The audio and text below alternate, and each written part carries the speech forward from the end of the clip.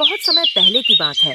सूरजपुर नाम का गांव हरे भरे खेतों, छोटे छोटे मकानों और शांत वातावरण के लिए मशहूर था।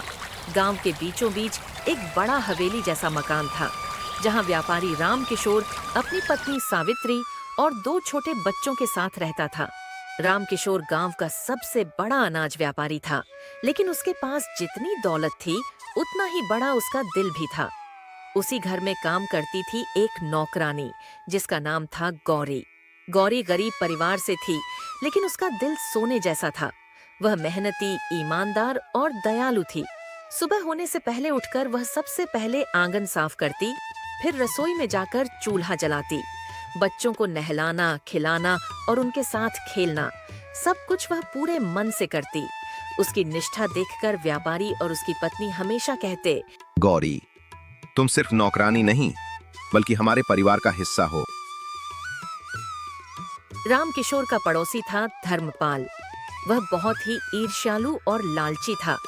हमेशा यह सोचता रहता कि कैसे राम किशोर की इज्जत और दौलत छीन ली जाए।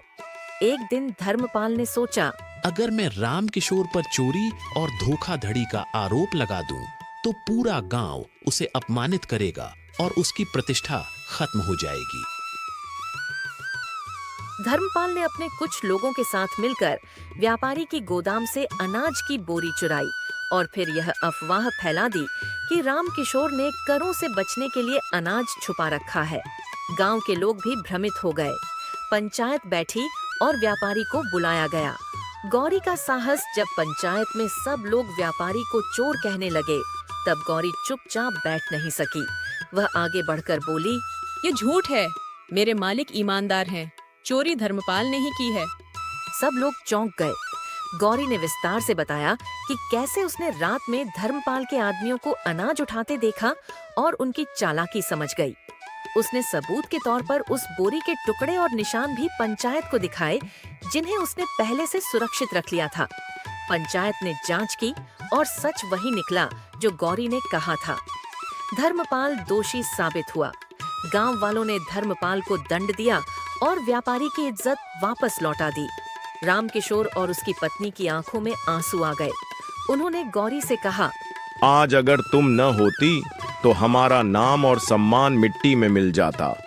तुमने अपनी वफादारी और साहस से हमें बचा लिया। अब से तुम सिर्फ हमारी नौकरानी नहीं बल्कि हमारी बेटी हो। उस दिन से गौरी को घर की बहू बेटी जैसा सम्मान मिलने लगा। सच्चाई और ईमानदारी सबसे बड़ी ताकत होती है। जो वफादारी से काम करता है, उसका सम्मान समाज हमेशा करता है।